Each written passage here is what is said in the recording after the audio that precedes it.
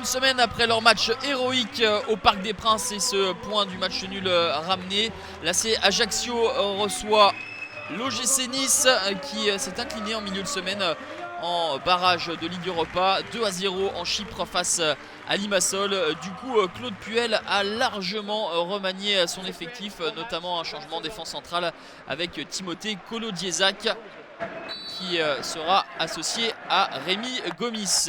Ajaccio qui s'était incliné lors de la première journée ici même à domicile contre Saint-Etienne. Et Ajaccio qui est en difficulté également dans les 10 premières minutes avec ce but inscrit par Christian Bruls. Mais le but est injustement refusé pour position de hors-jeu. C'était Darius Vitanic qui était en position illicite. Darius Vitanic, on le retrouve ici alerté, mais il négocie mal son duel face à Memo Ochoa. La gouaille de Fabrizio Ravanelli, toujours très remuant sur son banc. Et il y a de quoi le coach italien, puisque son équipe a vraiment du mal à se montrer dangereuse en première mi-temps. C'est simplement ici Laurent Bonnard qui est dangereux avec Christian Bruls.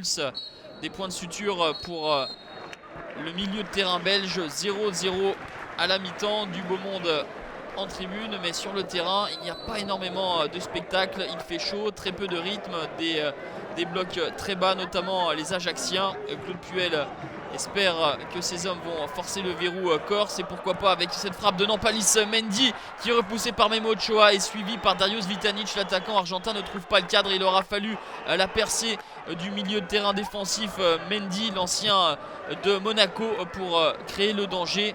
Nice, la seule équipe à être dangereuse dans cette partie, mais la finition pêche pour Didier Digard qui ne trouve pas le cadre, lui qui était pourtant bien positionné en tête de surface de réparation. Une nouvelle situation pour les Niçois. Darius Vitanic se met sur son pied droit et cette action, à l'image de cette rencontre, de l'initiative, de l'envie, mais très peu de réussite et très peu de gestes réellement tranchants.